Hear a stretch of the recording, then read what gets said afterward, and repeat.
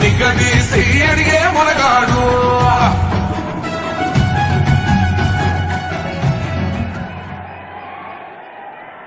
మన భావి భారత ప్రధాని రాహుల్ గాంధీ గారు వచ్చారు. మన నర్సాపూర్ నియోజకవర్గం నుంచి మనం అందరం అపూర్వ స్వాగతం పలుకుదాం. ఇప్పుడు మన ప్రియతమ నాయకురాలు మంత్రివర్యులు కొండా సురేఖ గారు మరి ప్రజలను ఉద్దేశించి ప్రసంగిస్తారు.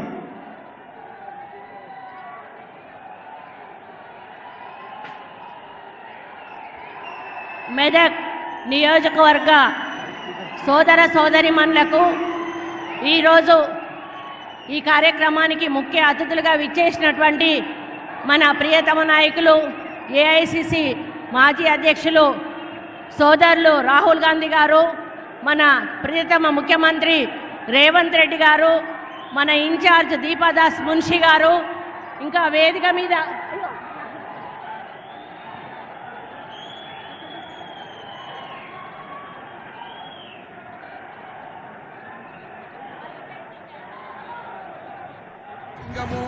కదిలేనాడు ఒక్కరో కాంగ్రెస్ సూర్యుడు మన రాహుల్ గాంధీ నిగదీసి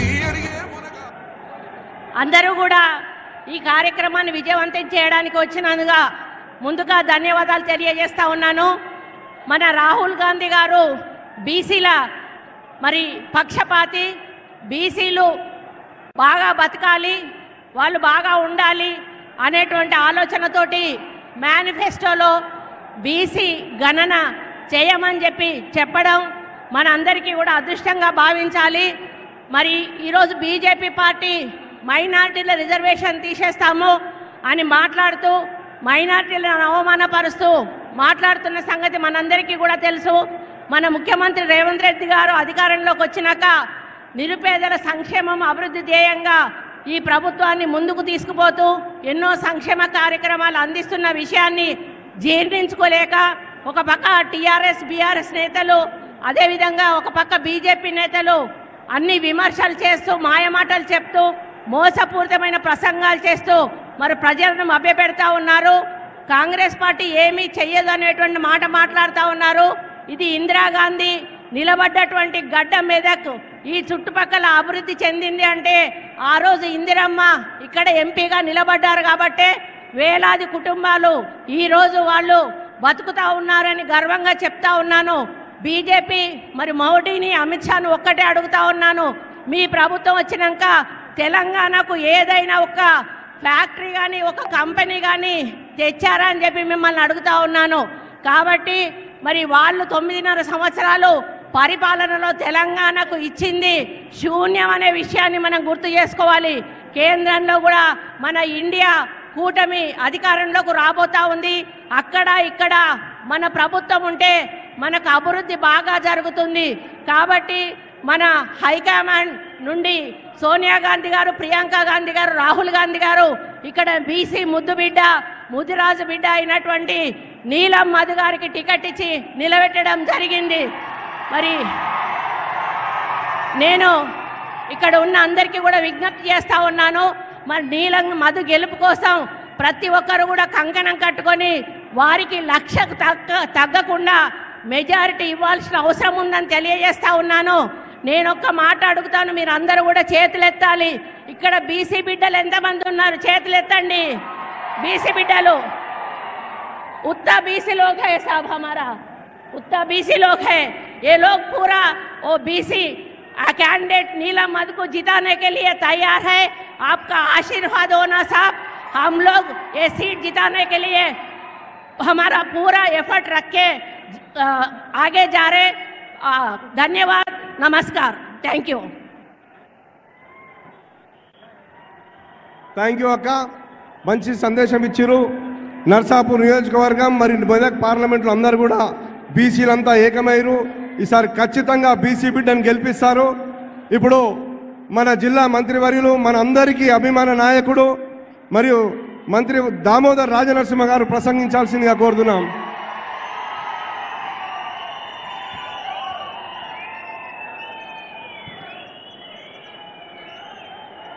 మనందరి ప్రియతమ నాయకుడు మన సమాజానికి దేశానికి ఒక మార్గదర్శకం. తెలంగాణ రాష్ట్రంలో 9.5 సంవత్సరాల కుటుంబ పాలనకు చరమగీతం పాడుతూ కేరళకెళ్ళి మొదలుపెట్టి కాశ్మీర్ వరకు తన పాదయాత్ర చేస్తూ మన ప్రాంతం నుంచి కూడా మనకు స్ఫూర్తినిస్తూ విజయవంతంగా పాదయాత్ర చేసిన మన ప్రియతమ నాయకుడు రాహుల్ గాంధీ గారు, మన రాష్ట్ర ముఖ్యమంత్రి, మనందరి అభిమాన నాయకుడు రేవంత్ రెడ్డి గారు,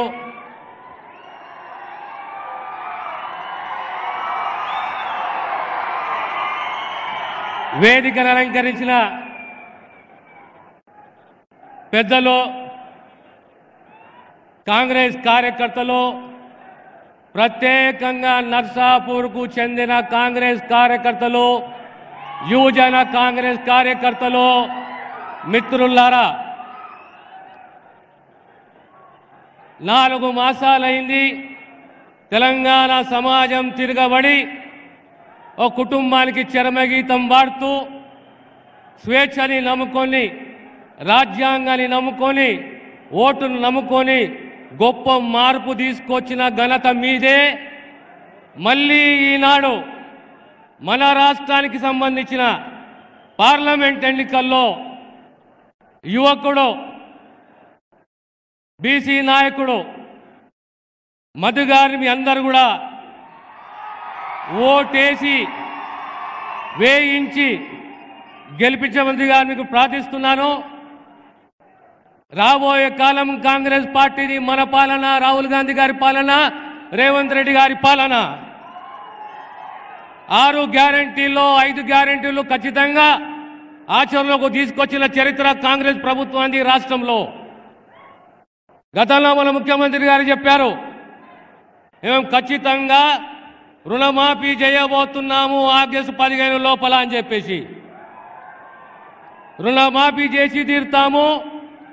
ఏ గ్రామంకు పోయినా ఏ పేదవాణ్ణి అడిగినా ఇళ్ళ స్థలాలే కానీ, పేదవానికి భూములే కానీ, ఇళ్ళే కానీ ఇవన్నీ కూడా గతంలో మంజూరు చేసింది కాంగ్రెస్ ప్రభుత్వము, కాంగ్రెస్ పార్టీ. కనుక రాబోయే కాలంలో రుణమాఫీయే కానీ, ఇళ్ళ మంజూరే కానీ, ఇళ్ళే కానీ, జాబ్ క్యాలెండరే కానీ ప్రతి ఒక్కటి మాటిచ్చి మాట నిలబెట్టుకుంటుంది కాంగ్రెస్. అది ఒక గొప్ప చరిత్ర. జాతీయ స్థాయిలో కూడా 5 గ్యారంటీలు కాంగ్రెస్ పార్టీ జాతీయ స్థాయిలో వాగ్దానం చేసింది. మీ అందరికీ తెలిసిన విషయమే. కనుక మీ అందరితోటి కోరేది ఒక్కటే, 17 సీట్లలో ఖచ్చితంగా మీ ఆశీస్సులతోటి 14 సీట్లు మనం గెలవాలి. ఆ దిశగా మన కృషి ఉండాలని చెప్పి మరొక్కసారి మీతో విజ్ఞప్తి చేస్తూ హస్తం గుర్తుకు కాంగ్రెస్ పార్టీకు ఓటేసి వేయించవలసిందిగా ప్రార్థిస్తూ సెలవు తీసుకుంటాను.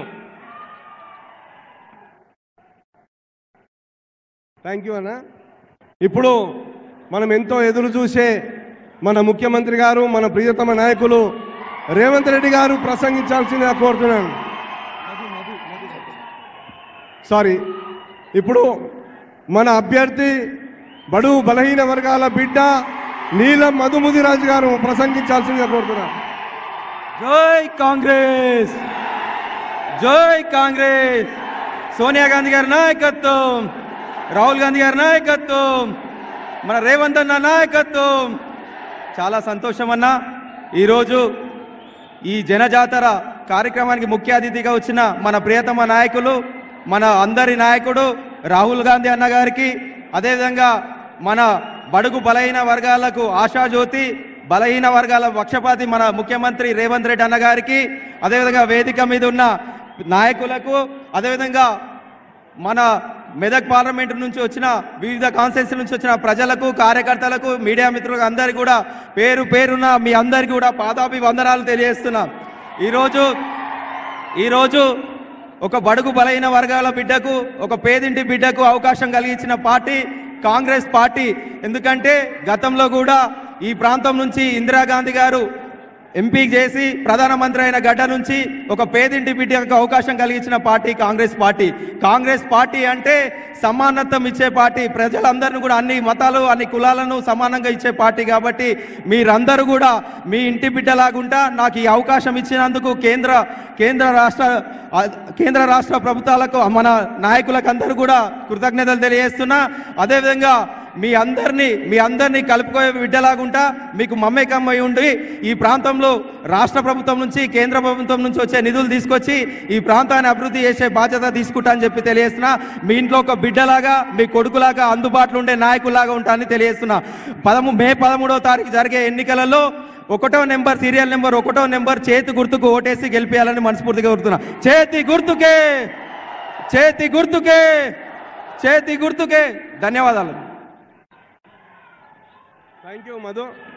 ఇప్పుడు మన ప్రియతమ నాయకులు తెలంగాణ ముఖ్యమంత్రి మన అభిమాన నాయకుడు రేవంత్ రెడ్డి గారు ప్రసంగించాల్సిందిగా కోరుతున్నాం.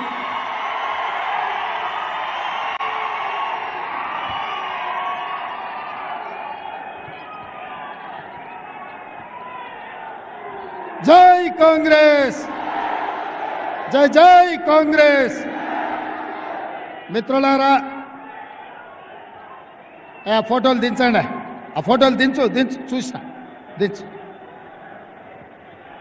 మిత్రులారా, శ్రీమతి సోనియా గాంధీ గారు, శ్రీ మల్లికార్జున్ ఖర్గే గారు, శ్రీ రాహుల్ గాంధీ గారు మెదక్ పార్లమెంటు నియోజకవర్గం నుంచి కాంగ్రెస్ పార్టీ అభ్యర్థిగా నీలం మధును ఎన్నికల బరిలో దించితే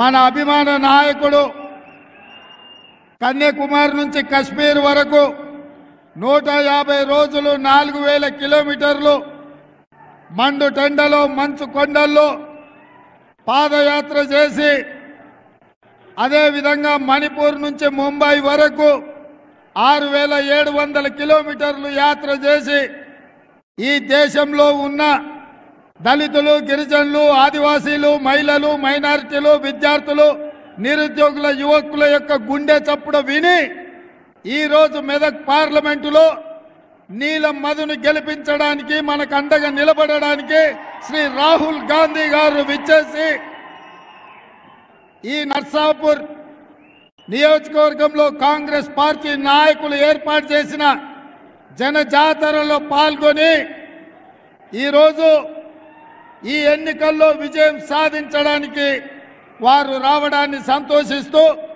మీ అందరి తరఫున వారికి స్వాగతం పలుకుతున్నాను. మిత్రులారా, మెదక్ పార్లమెంటు నియోజకవర్గానికి దేశ చరిత్రలోనే ఒక గొప్ప పేరు ఉన్నది. ఆనాడు దేశంలో జనతా పార్టీ విఫలమై, దేశ రాజకీయాలు అల్లకల్లోలమై, దేశంలో ప్రభుత్వమే లేని అరాచకం తాండవిస్తున్న సందర్భంగా శ్రీమతి ఇందిరా గాంధీ గారు 1980లో ఇదే మెదక్ పార్లమెంటు నుంచి ఎన్నికల బరిలో దిగి అత్యధిక మెజార్టీతో గెలిచి ఈ దేశానికి ప్రధానమంత్రిగా ఎన్నికైన సంగతి ఇక్కడున్న ప్రతి ఒక్క మెదక్ బిడ్డకు తెలుసు. ఆనాటి ఎన్నికల్లో ఆంధ్రప్రదేశ్లో 42 ఎంపీ స్థానాలు ఉంటే 41 స్థానాలు కాంగ్రెస్ పార్టీ ఈ గడ్డ మీద 3 రంగుల జెండాను ఎగరేసి దేశానికి ప్రధానమంత్రిగా శ్రీమతి ఇందిరాగాంధీ గారు నాయకత్వం వహించారు. ఆనాడు ఇందిరాగాంధీ గారు ఈ ప్రాంతం నుంచి ప్రాతినిధ్యం వహించినప్పుడే ఈ ప్రాంతం పారిశ్రామికంగా అభివృద్ధి చెందింది. ఈ ప్రాంతంలో మనకు బీడీఎల్ కానీ, బిహెచ్ఎల్ కానీ, డిఫెన్స్ ఫ్యాక్టరీలు కానీ, పటాన్ చెరువు మన పారిశ్రామిక వాడ కానీ, రామచంద్రాపురంలో వచ్చిన పెట్టుబడులు కానీ ఆనాడు శ్రీమతి ఇందిరాగాంధీ గారు ఈ దేశ ప్రధానమంత్రిగా ఉన్నప్పుడే మన మెదక్ జిల్లాకు పెట్టుబడులు వచ్చినాయి. ఇవే కాదు, ఈ రోజు కూడా ఈ రాష్ట్రానికి, దేశానికి వేలాది పరిశ్రమలు ఈ మెదక్ ప్రాంతంలో ఉన్నాయంటే ఆనాడు శ్రీమతి ఇందిరాగాంధీ గారు ఈ ప్రాంతం మీద ప్రత్యేకమైన మమకారం చూపించి ఈ మెదక్ను అభివృద్ధి చేసింది. కాబట్టి ఇవాళ ఈ ప్రాంతం అంతా అభివృద్ధి చెందింది. ఇవాళ దేశం నలుమూలల నుంచి ఇతర దేశాల నుంచి ఉద్యోగ ఉపాధి అవకాశాల కోసం ఎవరు వచ్చినా ఇవాళ ఈ మెదకు హక్కున చేర్చుకొని అవకాశాలు ఇస్తుంది. ఆనాడు ఇందిరాగాంధీ గారు ముష్కర్ల చేతిలో తుపాకీ తూటాలకు బలైనప్పుడు ఈ దేశ ప్రధానమంత్రిగా మెదక్ పార్లమెంటు సభ్యురాలుగా వారి చివరి శ్వాస వరకు ఆఖరి రక్తపు పట్టు వరకు మన గడ్డకు మన ప్రాంతానికే ప్రాతినిధ్యం వహించిండ్రు. వారు ఇక్కడి నుంచే ప్రాతినిధ్యం వహించినప్పుడు కీర్తిశేషులు అయ్యిండ్రు. అట్లాంటి మెదక్ పార్లమెంటు నియోజకవర్గం గత 25 సంవత్సరాలుగా 1999 నుంచి 2024 వరకు ఈ పార్లమెంటు నియోజకవర్గం బీజేపీ బీఆర్ఎస్ చేతిలోనే మగ్గిపోయింది. అందుకే ఈనాడు ఈ ప్రాంతానికి విముక్తి కలిగించే అవకాశం మీ చేతుల్లో ఉంది. అందుకే రాహుల్ గాంధీ గారు ఒక బలైన వర్గాల బిడ్డ నీలం మధు ముదిరాజును ఈ ఎన్నికల్లో దించి ఆనాడు ఇందిరాగాంధీ గారు ప్రాతినిధ్యం వహించిన ఈ పార్లమెంటులో నీలం మధును ఈరోజు కాంగ్రెస్ పార్టీ ఎన్నికల బరిలో దించింది. ఈరోజు బీజేపీ నుంచి నిలబడ్డాయన ఎవరో కాదు, పక్కనే దుబ్బాక ఉప ఎన్నికల్లో ఎమ్మెల్యేగా గెలిచి మోడీ నుంచి వేల కోట్ల రూపాయలు నిధులు తెస్తామని దుబ్బాక ప్రజల చెవుల్లో పువ్వు పెడితే ఆ పువ్వును మొన్న శాసనసభ ఎన్నికల్లో బండకేసి కొట్టిండ్రు, ఉప్పు తీసి ఉప్పు పోసి పాత రేసిండ్రు. ఇక రెండోగా ఆయన బీఆర్ఎస్ నాయకుడు, బీఆర్ఎస్ నుంచి నిలబడ్డాయని ఎవరో కాదు, మన మల్లన్న సాగర్లో, మన రంగనాయక సాగర్లో, మన కొండ పోచమ్మలో వేలాది ఎకరాల భూములను వేలాది మంది రైతులను ముంచి వాళ్ళ సొంత భూములు తాతలు ముత్తాతలు ఇచ్చిన భూములు ప్రభుత్వం గుంజుకుంటుంటే మాకు సరైన నష్ట పరిహారం ఇవ్వండి అని అడిగితే పోలీసులను పెట్టి తొక్కించిండు. పోలీసుల బూట్ల కింద ఈ ప్రాంత రైతులను అణిచివేసిండు. ఇవాళ మన మీద అక్రమ కేసులు పెట్టి మన భూములు గుంజుకొని మన ప్రాంతం మీద ఆధిపత్యం వహిస్తున్న వెంకట్రామరెడ్డిని ఓడించాల్సిన బాధ్యత కేసీఆర్ కు, హరీష్ రావుకు గుణపాఠం చెప్పాల్సిన బాధ్యత మెదక్ జిల్లా యువకుల మీద ఉన్నది, ఈ ప్రాంత రైతుల మీద ఉన్నది అని చెప్పి నేను ఈ సందర్భంగా గుర్తు చేస్తున్నా. అందుకే మిత్రులారా, ఇవాళ రఘునందన్ రావును చూసినాం, వెంకట్రామరెడ్డిని చూసినాం. వెంకట్రామరెడ్డి ఆల్రెడీ ఎమ్మెల్యేగా ఉన్నాడు, ఇప్పుడు మళ్ళీ ఎంపీగా ఎందుకు నిలబడ్డా అంటే కేసీఆర్ కు, హరీష్ రావుకు 100 కోట్ల రూపాయలు ఇస్తున్నాడు కాబట్టి ఎక్కడి నుంచో కరీంనగర్ నుంచి తీసుకొచ్చి మెదకు ఎన్నికల బరిలో దించిండ్రు. నేను అడుగుతున్న కేసీఆర్ హరీష్ రావును, మొత్తం మెదకు జిల్లాలో మీకొక్క మనగాడు కూడా దొరకలేదా ఈ మెదకు పార్లమెంట్ ఎన్నికల్లో పెట్టడానికి? ఇవాళ ఎక్కడి నుంచో కరీంనగర్ నుంచి మా భూములు గుంజుకున్నాడు, మా రైతుల మీద కేసులు పెట్టినాడు, మా రైతులను జైళ్లకు పంపించినోడిని ఇవాళ ఎంపీగా నిలబెట్టి ఈ మెదక్ జిల్లా రైతాంగాన్ని ఈరోజు అవమానిస్తున్నారు.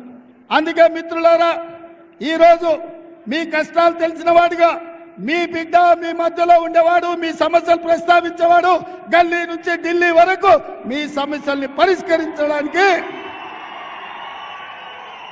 మాదిగల ఏబిసిడి వర్గీకరణ కోసం, ముదిరాజులు బీసీ డి గ్రూప్ నుంచి ఏ గ్రూప్లకు తేవడం కోసం ఈనాడు బీజేపీ నరేంద్ర మోడీ రాజ్యాంగాన్ని మార్చాలని, రిజర్వేషన్లు రద్దు చేయాలని, దళితులు గిరిజనులకు బలైన వర్గాలకు వ్యతిరేకంగా కుట్ర చేస్తున్నారు. కాబట్టి మిత్రులారా, రేపు జరగబోయే ఎన్నికల్లో బీఆర్ఎస్ బీజేపీని బొందబెట్టాలి, నీల మధును గెలిపించాలి. ఇవాళ బీజేపీ వాళ్ళు అంటున్నారు ఎన్నికలు వచ్చినప్పుడల్లా వాళ్ళకి రాముడు గుర్తొస్తాడు, హనుమాన్ జయంతి గుర్తొస్తుంది, లేకపోతే బతుకమ్మ బోనాల పండుగలు గుర్తొస్తాయి ఇంకొకరికి. నేను అడుగుతున్న మా మిత్రుల్ని, మన తండ్రులు తాతలు మన ముత్తాతలు శ్రీరామనవమి చేయలేదా? హనుమాన్ జయంతిలు చేయలేదా? ఇవాళ బీజేపీ వచ్చి మనకు కొత్తగా మనకు సాంప్రదాయాలు నేర్పుతున్నాడు. అందుకే బీజేపీ నాయకులకు నరేంద్ర మోడీ, అమిత్ షాకు నేను చెప్పిన సూటిగా దేవుడు గుడిలో ఉండాలి, భక్తి గుండెల్లో ఉండాలి. దేవుడు గుడిలో ఉండాలి, భక్తి గుండెల్లో ఉండాలి. పోలింగ్ బూత్ లో ఓట్ల కోసం అడుక్కునే బిచ్చగాళ్ళలాగా రాముడినో హనుమంతునో వాడుకుంటురంటే మిమ్మల్ని దేవుడు కూడా క్షమించడని చెప్పి బీజేపీ వాళ్ళకి చెప్పిన. ఇవాళ నిన్న చంద్రశేఖరరావు వచ్చిండంట. ఇక ఆయన బస్సు యాత్ర చూస్తుంటే వెనకడికి ఎవడో తిక్కలోడు తిరునాళ్ళకు పోతే ఎక్కడానికి దిగడానికే సరిపోయిందంట. పెద్దలు మదన్ రెడ్డి గారిని ఏదేదో అనిపోయిందంట. చంద్రశేఖరరావు వయసు మీద పడ్డది, ఇప్పటికైనా బుద్ధి తెచ్చుకో. ప్రజలు నిన్ను బండకేసి కొట్టిండ్రు, ఈ ప్రాంత ప్రజలు నిన్ను తిరస్కరించిండ్రు, నిన్ను ఓడగొట్టిండ్రు. రేపు రాబోయే పార్లమెంట్ ఎన్నికల్లో నీ అభ్యర్థికి డిపాజిట్ కూడా గల్లంత అవుతుంది. అది ఇక్కడి నుంచే నర్సాపూర్ నుంచే పునాదులు పడతాయి, బీఆర్ఎస్ ను ఓడగొడతారు. అందుకే మిత్రులారా, ఈ ఎన్నికల్లో మీ అందరికీ నా విజ్ఞప్తి ఒకటే.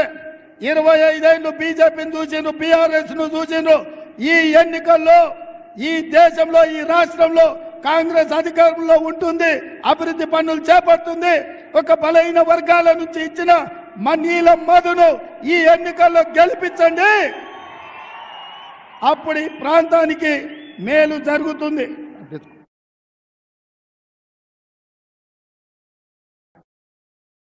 సోనియా గాంధీ గారు మనకు ఖమ్మంలో బయ్యారం ఉక్కు కర్మాగారం ఇచ్చిండ్రు. మోడీ మనకేమిచ్చిండు? ఏమిచ్చిండు? ఖమ్మంలో మనకు ఉక్కు కర్మాగారం అడిగితే మోడీ ఇచ్చింది గాడిద గుడ్డు. మనము వరంగల్లో రైల్వే కోచ్ ఫ్యాక్టరీ అడిగితే మోడీ మనకి ఇచ్చింది గాడిద గుడ్డు. ఐటీఆర్ మనం అడిగితే మోడీ ఇచ్చింది గాడిద గుడ్డు. అందుకే ఐఐటి అడిగితే మోడీ ఇచ్చింది గాడిద గుడ్డు. మరి గాడిద గుడ్డు ఇచ్చిన మోడీకి కర్రు కాల్చి వాత పెడదామా? నేను బీజేపీ ఏం తెచ్చిందంటే మీరు అందరు గాడిద గుడ్డ అనాలి. మోడీ ఏమి ఇచ్చిండు అంటే గాడిద గుడ్డ అనాలి. రెడీనా? బీజేపీ ఏమి ఇచ్చింది? మోడీ ఏం తెచ్చిండు? బీజేపీ ఏమిచ్చింది? మోడీ ఏం తెచ్చిండు? బీజేపీ ఏమిచ్చింది? మోడీ ఏం తెచ్చిండు? మరి గాడిద గుడ్డిచ్చిన బీజేపీకి కర్రు కాల్చి వాత పెట్టి ఈ ఎన్నికల్లో నీలం మధును 1,00,000 మెజార్టీతో ఎంపీగా గెలిపించాలి. మీరు సిద్ధమా?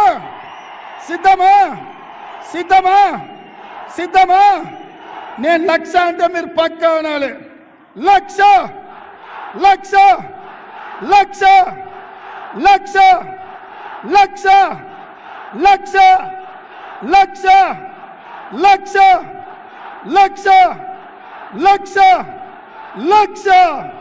జై కాంగ్రెస్, జై కాంగ్రెస్.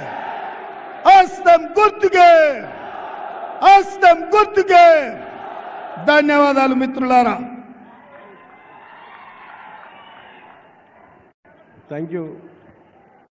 ఇప్పుడు మనం ఎంతో ఎదురు చూస్తున్నటువంటి ఇందిరాగాంధీ మనమడు, మరి మనందరి ఆశాజ్యోతి, భావి భారత ప్రధాని రాహుల్ గాంధీ గారు ప్రసంగించాల్సిందిగా కోరుతున్నాము. 3 రంగుల జెండా పట్టి సింగమోలే కదిలేనాడు ఒక్కరో కాంగ్రెస్ సూర్యుడు, మన రాహుల్ గాంధీ నిగదీసి అడిగే మునగాడు. వీడు భూమిన వానైతాడు, బీద సాదల ధైర్యం వీడు, దోపిడి దొంగల భరతం పడతాడు. మన రాహుల్ గాంధీ దేశం బంగారు పోతే అవుతాడు. ఇందిరమ్మ సంక్షేమాలు సోనియమ్మ చేసిన మేలు. दीपा दास मुंशी जी, रेवंत रेड्डी जी, नरसिम्हा जी, कोडा सुरेखा जी, जग्गा रेड्डी जी, रोहित जी, कोडिकुनेल सुरेश जी, हमारे कैंडिडेट नीलम मधु जी,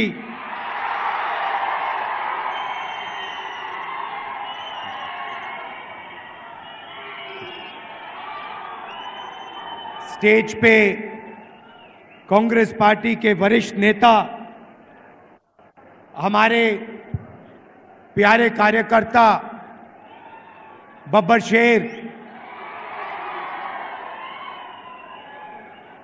भाइयों और बहनों, प्रेस के हमारे मित्रों, आप सबका यहां बहुत बहुत स्वागत।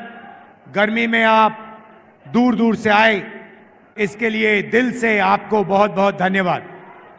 వేదిక మీద సుఖాసీనులైనటువంటి గౌరవ ముఖ్యమంత్రి గారికి, మంత్రులకు, కాంగ్రెస్ పార్టీలో వివిధ హోదాల్లో ఉన్నటువంటి బాధ్యులకు, అదేవిధంగా స్థానికంగా పోటీ చేస్తున్నటువంటి మధు గారికి, అలాగే ఈ కార్యక్రమానికి వచ్చినటువంటి వీర సింగాలైనటువంటి మీ అందరికీ సాదర స్వాగతం। हिंदुस्तान में गरीब लोग, कमजोर लोग, दलित, आदिवासी, पिछड़े लोग, किसान, मजदूरों की रक्षा हमारा संविधान, हमारा कॉन्स्टिट्यूशन करता है। మిత్రులారా, దేశంలో ఉన్నటువంటి వెనుకబడిన వర్గాలు కానివ్వండి, దళితులు కానివ్వండి, ఆదివాసీలు కానివ్వండి, వెనుకబడ్డటువంటి వాళ్ళు కానివ్వండి, పేదలు కానివ్వండి, వీళ్ళందరి యొక్క బాధ్యత, వీళ్ళందరినీ సురక్షితంగా ఉంచేటటువంటి కర్తవ్యాన్ని మన గౌరవ రాజ్యాంగం నిర్వర్తిస్తూ ఉంటుంది। संविधान से पहले हिंदुस्तान में गरीब लोगों के, कमजोर लोगों के कोई भी अधिकार नहीं थे। రాజ్యాంగం ఆవిర్భవించక ముందు, రాజ్యాంగం రాసుకోవడానికి ముందు ఈ దేశంలో పేదలకు గాని, దళితులకు గాని, అట్టడుగు వర్గాలకు గాని ఎలాంటి హక్కులు ఉండేవి కావు। अगर हिंदुस्तान के गरीब लोगों को शक्ति मिली है तो संविधान से उनको शक्ति मिली है। ఈ దేశంలో పేదలకు శక్తి దొరికింది అంటే అది కేవలం రాజ్యాంగం వల్ల మాత్రమే దొరికింది। ये कोई मामूली किताब नहीं है, ये आपके दिल की आवाज है। ఇది సామాన్యమైన పుస్తకం కాదు, ఇది సామాన్యుల యొక్క గొంతుక। इसके लिए कांग्रेस पार्टी और हिंदुस्तान के करोड़ों लोगों ने लड़कर, अपना खून देकर इसको बनाया है। ఈ పుస్తకం సామాన్యమైనటువంటిది కాదు। ఈ పుస్తకాన్ని మన కోసం మనం ఆవిష్కరించుకోవటానికి ఈ దేశంలో వేలాది మంది, లక్షలాది మంది తమ ప్రాణాలను తృణప్రాయంగా త్యజించి రక్తాన్ని ధారపోసి ఈ పుస్తకాన్ని రూపొందించుకున్నారు। गांधी जी, अंबेडकर जी, नेहरू जी, इन लोगों ने सालों लड़ाई कर कर, खून पसीना देकर हिंदुस्तान की जनता के साथ ये किताब बनाई। మహాత్మా గాంధీ గారు, అంబేద్కర్ గారు, జవహర్ లాల్ నెహ్రూ గారు వీరంతా కూడా సంవత్సరాల పాటు శ్రమపడి, చెమటోడ్చి ఈ పుస్తకాన్ని ఆవిష్కరించేందుకు, రూపొందించేందుకు తమ సహకారాన్ని అందించి ఈ దేశానికి పుస్తకాన్ని అందించగలిగారు। और इस चुनाव में बीजेपी के लोगों ने साफ कह दिया है, उनके नेताओं ने, बड़े बड़े नेताओं ने कह दिया है कि वो इस संविधान को बदल देंगे, खत्म कर देंगे, फेंक देंगे। స్నేహితులారా, ఇప్పుడు జరిగేటటువంటి సార్వత్రిక ఎన్నికల్లో భారతీయ జనతా పార్టీకి చెందినటువంటి పెద్ద పెద్ద నేతలు, గొప్ప గొప్ప నేతలు పెద్ద పెద్ద వేదికల మీద ఈ రాజ్యాంగాన్ని సమూలంగా మార్చేస్తామని, ఈ రాజ్యాంగాన్ని తీసేస్తామని బహిరంగంగానే చెబుతూ ఉన్నారు। ये चुनाव दो विचारधाराओं के बीच में है। इंडिया अलायंस, राहुल गांधी, मल्लिकार्जुन खड़गे जी, रेवंत रेड्डी जी कहते हैं कि इसको बचाना है, इसकी रक्षा करना है। ఈ దేశంలో ఎన్నికలు ఇప్పుడు రెండు సమూహాల మధ్య జరుగుతున్నాయి। ఒకటి ఇండియాకి సంబంధించినటువంటి సమూహం, అందులో రాహుల్ గాంధీ గారు, మల్లికార్జున్ ఖర్గే గారు, మీ ప్రియతమ ముఖ్యమంత్రి రేవంత్ రెడ్డి గారు వీరంతా ఉన్నారు। వీరేమంటున్నారంటే ఈ పుస్తకాన్ని పరిరక్షించాలి, ఈ రాజ్యాంగాన్ని పరిరక్షించాలి అంటూ ఉన్నారు।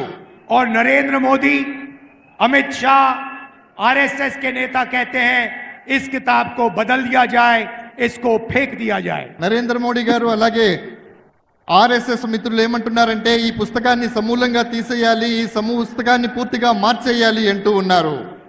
हम इस किताब की रक्षा करेंगे, कोई भी शक्ति इस किताब को डैमेज नहीं कर सकता है, खत्म नहीं कर सकता। మేము ఈ రాజ్యాంగాన్ని పరిపూర్ణంగా పరిరక్షిస్తాం, ఏ శక్తి కూడా ఈ రాజ్యాంగాన్ని మార్చడంలో కానీ సమూలంగా తీసివేయడంలో కానీ ఏమాత్రం సాహసించలేదు. भाइयों और बहनों, आपका जमीन का हक, आपको जो आरक्षण मिला, आपको जो सरकार में रोजगार मिलता है, पब्लिक सेक्टर, वो सब इधर से आया है. దేశంలో మీకు ఏవైతే సౌలభ్యాలు దొరుకుతున్నాయో, భూమి దొరికిందో, పథకాలు దొరుకుతున్నాయో, ఈ రోజు మీరు ఒక ఓటు వేసేటటువంటి అర్హత కూడా కలిగి ఉన్నారు, అదంతా కూడా కేవలం ఈ రాజ్యాంగం ఉండడం వల్ల మాత్రమే సాధ్యమవుతోంది. नरेंद्र मोदी चाहते हैं कि सारी की सारी राजनीति 22-25 लोगों के फायदे के लिए हो. నరేంద్ర మోడీ గారు కేవలం 20-25 మందికి మాత్రమే ఈ దేశంలో ఉన్నటువంటి ప్రయోజనాలన్నీ చేకూరాలి అనుకుంటూ ఉన్నారు. उन्होंने पब्लिक सेक्टर को, सरकारी कंपनियों को प्राइवेटाइज किया. వారు దేశంలో ఉన్నటువంటి పబ్లిక్ సెక్టార్ అంటే ప్రభుత్వ రంగ సంస్థలన్నిటినీ కూడా ప్రైవేటు పరం చేస్తూ ఉన్నారు. क्यों किया? रिजर्वेशन को हटाने के लिए किया. ఎందుకు చేస్తున్నారు మీరు ఆలోచించండి. కేవలం రిజర్వేషన్లు నిర్మూలించడం కోసం మాత్రమే ప్రభుత్వ రంగ సంస్థలు ప్రైవేటు పరం చేయబడుతూ ఉన్నాయి. देश में और सरकार में ठेकेदारी प्रथा चलाते हैं. क्यों चलाते हैं? रिजर्वेशन को खत्म करने के लिए. దేశంలో ఉండేటటువంటి పెట్టుబడిదారీ వ్యవస్థను పెంపొందించేటటువంటి ప్రయత్నాన్ని చేస్తున్నారు. ఎందుకు చేస్తున్నారు? కేవలం రిజర్వేషన్లు తొలగించాలి అనేటటువంటి ఉద్దేశంతో మాత్రమే ఈ కుట్ర జరుగుతూ ఉంది. लड़ाई इस बात की भी है, वो रिजर्वेशन को खत्म करना चाहते हैं, हम रिजर्वेशन को 50% से ज्यादा बढ़ाना चाहते हैं. ప్రధానమైనటువంటి యుద్ధం ఎందుకు జరుగుతుందంటే వారు రిజర్వేషన్లు సమూలంగా తీసివేయాలంటున్నారు. కానీ మేము ప్రభుత్వంలో వచ్చిన తర్వాత 50% రిజర్వేషన్లను ఇవ్వాలనుకుంటూ ఉన్నాము. भाई और बहनों, हिंदुस्तान में अगर आप पिछड़ों की, दलितों की, आदिवासियों की आबादी जोड़ दें तो ये मेजॉरिटी बनती है. మిత్రులారా, స్నేహితులారా, దేశంలో ఉన్నటువంటి ఆదివాసీలు అంటే గిరిజనులు కానివ్వండి, వెనకబడ్డటువంటి వాళ్ళు కానివ్వండి, వీళ్ళందరి యొక్క గణన గనక మనం చేసినట్టయితే అద్భుతమైనటువంటి ఫలితాలు సాధించే అవకాశం ఉంది. कम से कम 50% पिछड़ा वर्ग है. కమ్ సే కమ్ అంటే కనీసం 50% మంది వెనుకబడినటువంటి తరగతుల వారు ఉన్నారు. 15% दलित, 8% आदिवासी. 15% దళితులు, 8% ఆదివాసీలు ఉన్నారు. 15% माइनॉरिटी और 5% गरीब जनरल कास्ट के लोग. 15% మైనార్టీలు ఉన్నారు. మిగతా 8% ఎవరైతే ఉన్నారో వారంతా జనరల్ కేటగిరీకి చెందినటువంటి వాళ్ళు ఉన్నారు. अगर आप इन सबको जोड़ दो 90% से ज्यादा बनता है. మీరందరినీ కన్నా కలిపినట్టయితే వీరందరూ 90%కి సరిసమానం అవుతారు. मगर इन लोगों को हिंदुस्तान में भागीदारी नहीं मिलती. కానీ భారతదేశంలో వీళ్ళకి ఎప్పుడూ భాగస్వామ్యం దొరకదు. इसीलिए हमने निर्णय लिया है कि जैसे तेलंगाना में जाति जनगणना हुआ, वैसे ही हिंदुस्तान में जाति जनगणना होने वाला है. కాబట్టి మేము ఒక దృఢమైనటువంటి నిర్ణయం తీసుకున్నాము. ఏ రకంగానైతే తెలంగాణలో కుల గణన జరిగిందో అదే విధంగా యావత్ దేశంలో కుల గణన చెయ్యాలి అనేటటువంటి సంకల్పంతో మేము ముందుకు సాగుతూ ఉన్నాం. हिंदुस्तान के दलितों को, आदिवासियों को, पिछड़ों को, गरीब जनरल कास्ट के लोगों को, माइनॉरिटीज को पता लगना चाहिए उनकी कितनी शक्ति है, उनकी कितनी आबादी है और उनकी कितनी भागीदारी मिल रही है. దళితులు కానివ్వండి, గిరిజనులు కానివ్వండి, ఆదివాసీలు కానివ్వండి, మైనార్టీలు కానివ్వండి, సామాన్యులు కానివ్వండి, వీళ్ళందరూ దేశంలో ఎంత శాతం ఉన్నారు అనేటటువంటి విషయం వారికి తెలియాలి. వాళ్ళ శక్తి ఏమిటో ఈ దేశంలో వాళ్ళకి తెలియాలి. और जाति जनगणना के बाद क्रांतिकारी राजनीति शुरू होगी. हिंदुस्तान की राजनीति हमेशा के लिए बदल जाएगी, क्योंकि एक गहरा सच हम सबके सामने दिखने लगेगा. స్నేహితులారా, కాబట్టి ఈ రకమైనటువంటిది జరిగినప్పుడు దేశంలో నిజమైనటువంటి రాజకీయం ప్రారంభమవుతోంది. ఒక ఉజ్వలమైనటువంటి రాజకీయ చైతన్యం వస్తోంది. ఆ రాజకీయ చైతన్యం రావాలి అనేటటువంటి ఉద్దేశంతోనే మేము ఆ దిశగా ప్రయత్నాలు చేస్తూ ఉన్నాము. 2-3% लोग हिंदुस्तान को चलाते हैं. सारी की सारी संस्थाएं उनके हाथ में हैं, सारी की सारी कंपनियां उनके हाथ में हैं, सरकार उनके हाथ में है. जाति जनगणना से पता लग जाएगा, इसकी सच्चाई सारे हिंदुस्तान को पता लग जाएगी. కేవలం 2% మంది ఎవరైతే ఉన్నారో వాళ్ళ చేతుల్లోనే సంపద మొత్తం ఉంది. వాళ్ళే ఈ రోజు దేశాన్ని శాసిస్తున్నారు. ఎప్పుడైతే మనం జనగణన, కులగణన చేస్తామో అప్పుడు నిజమైనటువంటి స్టాటిస్టిక్స్, నిజమైనటువంటి నిష్పత్తి బయటికి రావడం జరుగుతుంది. అప్పుడు మన శాతం ఎంత, మన వాటా ఎంత అనేటటువంటి విషయం మనకు అర్థమవుతుంది. भाइयों और बहनों, नरेंद्र मोदी जी ने अदानी जैसे लोगों के लिए काम किया। 10 साल हिंदुस्तान के airports, ports, infrastructure, defence industry सारी की सारी नरेंद्र मोदी जी ने अदानी को दी। స్నేహితులారా, నరేంద్ర మోడీ గారు గత 10 సంవత్సరాల కాలంలో చేసినటువంటి పరిపాలనలో ఎయిర్పోర్ట్లు, విమానాశ్రయాలు కానివ్వండి, నౌకాశ్రయాలు కానివ్వండి, దేశంలో ఉన్నటువంటి పెద్ద పెద్ద ప్రభుత్వ రంగ సంస్థలు కానివ్వండి, వీటన్నిటినీ కూడా అదానీ పరం చేస్తూ ఉన్న సంగతి మీరు గమనిస్తూనే ఉన్నారు. उन्होंने 22-25 अरबपति बनाए, अमीर लोगों को और अमीर किया। हालत यह है कि 22 लोगों के पास उतना ही धन है जितना 70 करोड़ हिंदुस्तानियों के हाथ में है। స్నేహితులారా, మిత్రులారా, నరేంద్ర మోడీ గారు 10 సంవత్సరాల తన పాలన కాలంలో కేవలం 20-25 మంది మాత్రమే మిలియనర్లను, ట్రిలియనర్లను చేయటం జరిగింది. భారతదేశంలో ఎంతమంది జనాభా ఉన్నారో అంతమంది జనాభా దగ్గర ఉండేటటువంటి సొత్తు ఈ రోజు అంతకంటే ఎక్కువ కేవలం దేశంలో 20-25 మంది చేతుల్లో మాత్రమే ఉంది. भाइयों और बहनों, उन्होंने 22 अरबपति बनाए। अब समय आ गया है हमें करोड़ों लाखपति बनाने हैं। స్నేహితులారా, కేవలం వారు 20-25 మందిని మాత్రమే బిలియనర్లను చేస్తే ఇప్పుడు సమయం ఆసన్నమైంది. కోటాను కోట్ల మందిని కోటీశ్వరులను చేసేటటువంటి అవకాశం మన ముందుంది. हम एक ऐतिहासिक क्रांतिकारी काम करने जा रहे हैं, ऐसा काम जो आप सपने में नहीं सोच सकते। ఒక చారిత్రాత్మకమైనటువంటి కార్యక్రమానికి, ఒక చారిత్రాత్మకమైనటువంటి చైతన్యానికి శ్రీకారం చుట్టేటటువంటి ప్రయత్నాన్ని మేము చేస్తున్నాం. ఆ ప్రయత్నం ఏమిటి అనేది మీరు కనీసం కలలో కూడా ఊహించలేరు. आपने ऐसा सपना भी नहीं देखा होगा जो हम करने जा रहे हैं, जो हम सच्चाई में आपको देने जा रहे हैं. మేము ఏదైతే చేయాలనుకుంటున్నామో అది మీరు కలలోనైనా ఊహించి ఉండరు. కానీ వాస్తవం చెబుతున్నాను, అది వాస్తవంలో రూపుదాల్చబోతోంది. దాని స్వప్నాన్ని మేము సాకారం చేసి చూపిస్తాము. ऐसा काम दुनिया की किसी सरकार ने आज तक नहीं किया. ప్రపంచంలో ఏ ప్రభుత్వం కూడా ఇలాంటి పని ఇప్పటి వరకు చేసి ఉండలేదు. और इसके बाद दुनिया की सारी सरकार यही काम करेंगी. ప్రపంచంలో ఉన్నటువంటి ప్రతి దేశం కూడా మనం చేసేటటువంటి కార్యక్రమం లాంటి కార్యక్రమాలే చేయబోతోంది. भाइयों और बहनों, हिंदुस्तान के सारे गरीब परिवारों की लिस्ट बनेगी. దేశంలో ఉన్నటువంటి ఎంతమంది నిరుపేదలు ఉన్నారో వాళ్ళందరికీ సంబంధించినటువంటి ఒక జాబితా రూపొందించబడుతుంది. तेलंगाना में हर गांव में जाकर, कस्बों में जाकर हम गरीबों के नाम లిస్ట్ में डालेंगे. తెలంగాణలో ఉన్నటువంటి మారుమూల ప్రాంతాలలో, మారుమూల గ్రామాలలో కూడా మేము వెళ్ళటం జరుగుతుంది. అక్కడ ఉన్నటువంటి ప్రతి పేదవాడి యొక్క పేరుని, చిరునామా మొత్తం కూడా ఆ జాబితాలో పొందుపరుస్తాం. किसान के परिवार, मजदूर के परिवार, दलित, आदिवासी, पिछड़े, गरीब, जनरल कास्ट के लोग, सबसे गरीब लोगों की लिस्ट बनेगी. కార్మికులు, కర్షకులు, రైతులు, మైనార్టీలు, దళితులు, ఆదివాసీలు ఎవరైతే ఉన్నారో వీళ్ళందరికీ సంబంధించినటువంటి ఒక పరిపూర్ణమైనటువంటి నివేదిక, జాబితా రూపొందించబడుతుంది.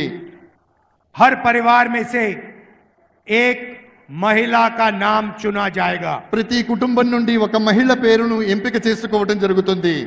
और उस महिला के बैंक अकाउंट में इंडिया गठबंधन की सरकार 10,000 नहीं, 50,000 नहीं, 70,000 नहीं, 1 लाख रुपए बैंक अकाउंट में डालेगी. ఏ మహిళ పేరైతే మనం ఎంపిక చేసుకుంటామో ఆ మహిళ పేరిట బ్యాంకులో అకౌంట్ తీయించబడి అందులో 10,000 కాదు, 50,000 కాదు, 70,000 కాదు, పూర్తిగా 1,00,000 రూపాయలు డిపాజిట్ చేయటం జరుగుతుంది. भाइयों और बहनों, आप समझिए, सोचिए क्या होने जा रहा है. करोड़ों परिवारों को हर महीने 8,500 रुपए खटाखट हर महीने मिलने जा रहे हैं. స్నేహితులారా,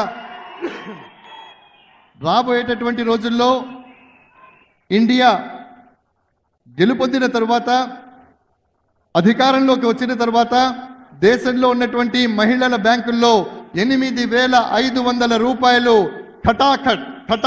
ఖటాఖట్ గా జమ చేయబడతాయి.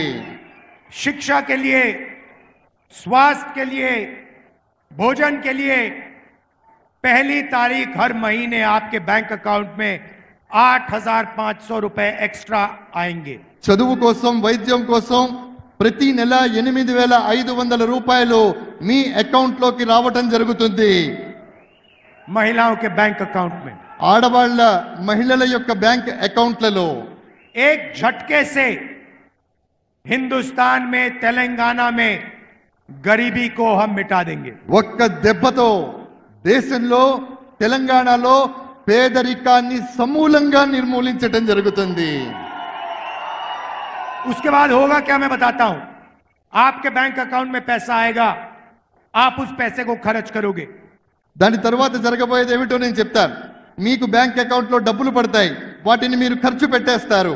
आप शर्ट, पैंट, दवाई ये चीजें खरीदोगे। మీరు ప్యాంటు కొంటారు, షర్ట్ కొంటారు, వైద్యం కొంటారు, ఇంకోటి కావాల్సినటువంటి మందులు మాకులు కొనుక్కుంటారు। और हिंदुस्तान की कंपनियां, छोटी छोटी कंपनियां, बड़ी कंपनियां ये माल बनाएंगी। భారతదేశంలో ఉన్నటువంటి చిన్న చిన్న కంపెనీలు మీరు ఏవైతే కొంటారో ఆ సరుకుని తయారు చేస్తాయి।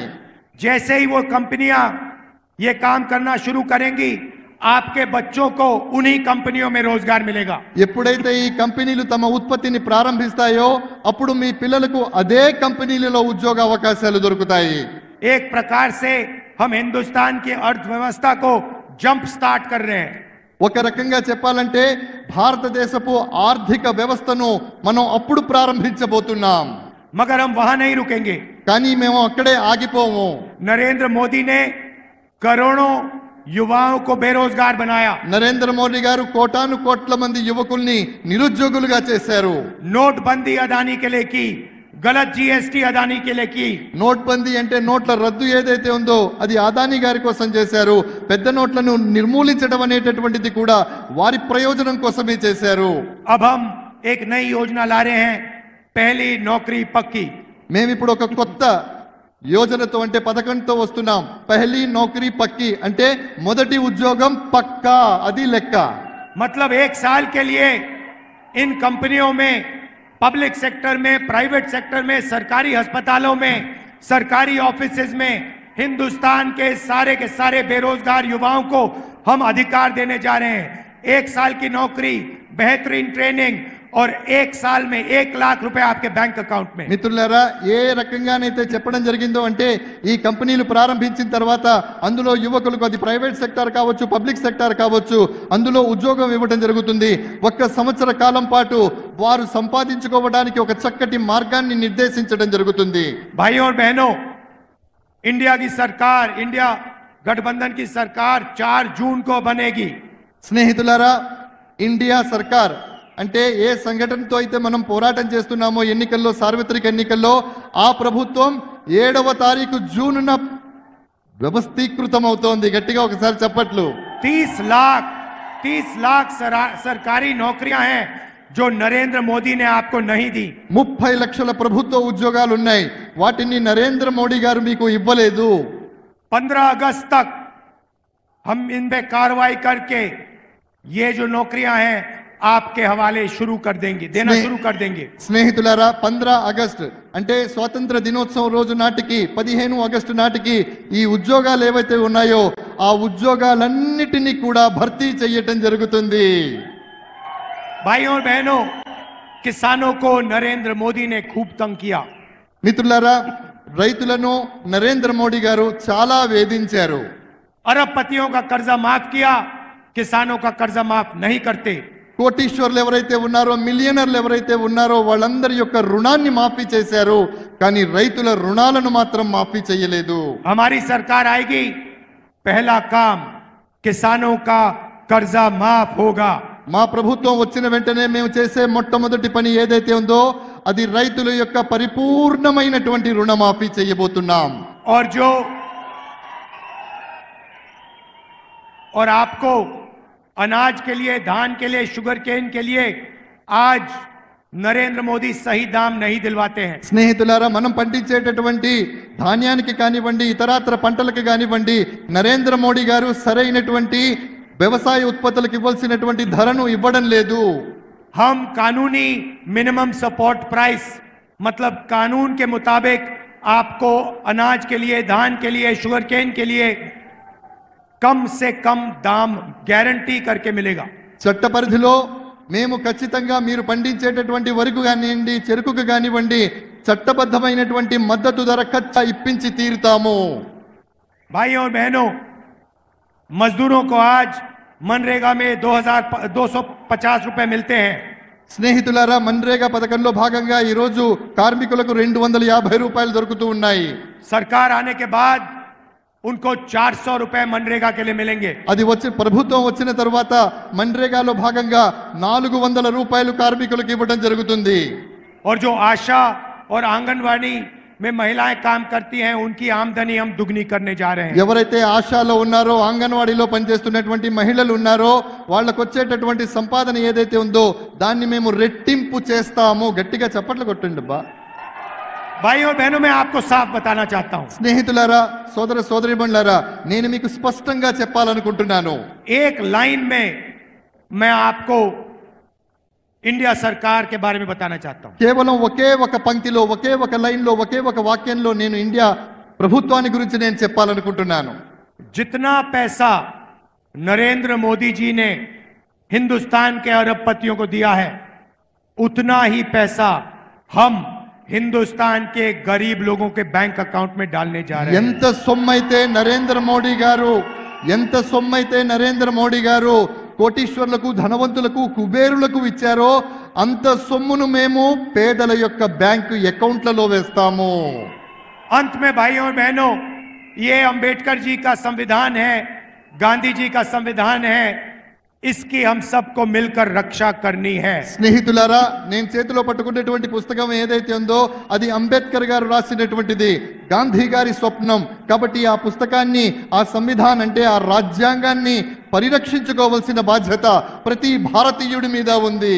रिजर्वेशन की रक्षा करनी है, पब्लिक सेक्टर की रक्षा करनी है, किसानों, मजदूरों, बेरोजगार लोगों को की रक्षा करनी है. రిజర్వేషన్ల ఫలితంగా రిజర్వేషన్లను మనం కాపాడుకోవాలి.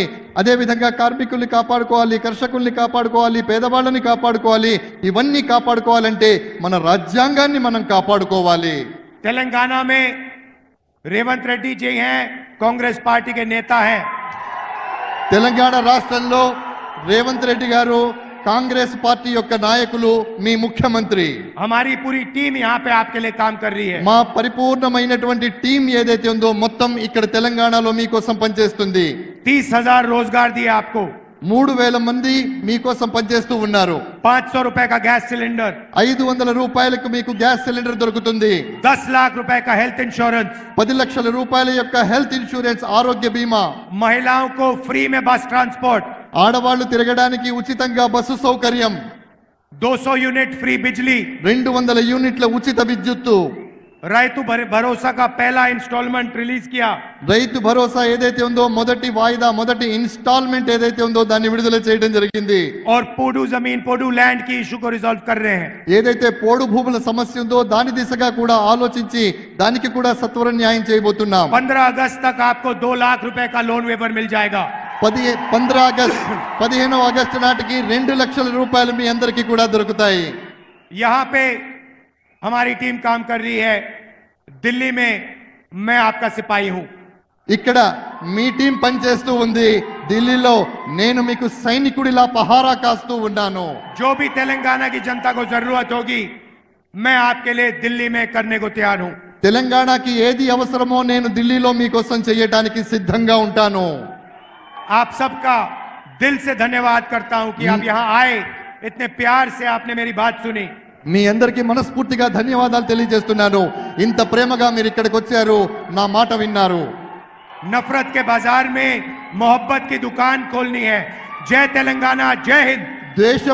దేశపు బజారులో ప్రేమ అనేటటువంటి దుకాణాన్ని తెరవడానికి మేము వచ్చాం. మీ అందరికీ ధన్యవాదాలు. నమస్తే.